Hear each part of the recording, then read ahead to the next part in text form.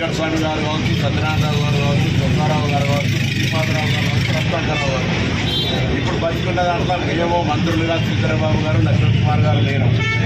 మేము ఈ రాజకీయాల్లో చాలా క్షేత్రస్థాయి నుంచి శ్రమపడుతూ ఆదర్శంగా ఉన్నాం. ఎటువంటి ఒక్క అవినీతి ఆరోపణ కూడా ఎక్కడ కూడా ఆస్కారం లేకుండా విద్యార్థి దశ నుంచి వారు ఎన్ఎస్సీ యువజన కాంగ్రెస్, మేము ఎన్ఎస్సీ యువజన కాంగ్రెస్ కాబట్టి మా జీవితము మేము పెరిగినటువంటి పెరుగుదల మీ అందరూ ప్రత్యక్ష సాక్ష్యం.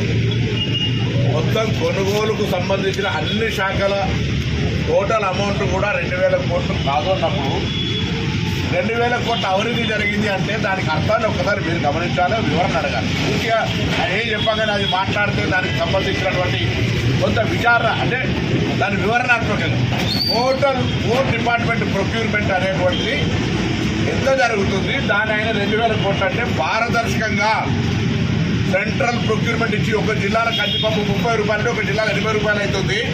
ఇట్లా రకరకాల తేడాలు ఉన్నాయి. గత ప్రభుత్వంలో కరప్షన్ జరిగింది అనే ఆలోచనతోటి సెంట్రల్ ప్రొక్యూర్మెంట్ క్వాలిఫైడ్ క్వాలిటీ మీరు ఎక్కడైనా వెరిఫై చేసుకోవచ్చు. మా అనుమతి మంత్రుల శాఖల అనుమతితోటి సెంట్రల్ ప్రొక్యూర్మెంట్ నిర్ణయం తీసుకొని ముందుకు పోతే ఇలా దాని మీద ఆరోపణ చేస్తాను.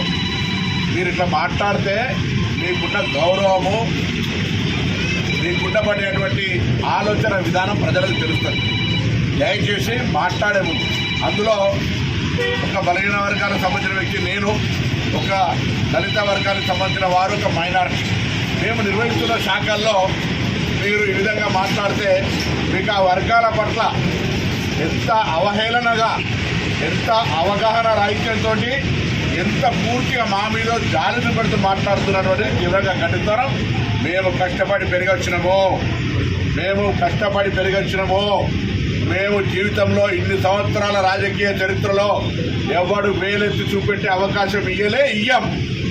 రాజకీయాలు ఉన్నంతసేపు రాజుగా ఉండాలి, రాజకీయాల నుంచి విడ్రా అయితే మంచి మహారాజులాగా బతకాలనుకుంటున్నాం తప్ప ఎక్కడ అటువంటి అవకాశం రానియము.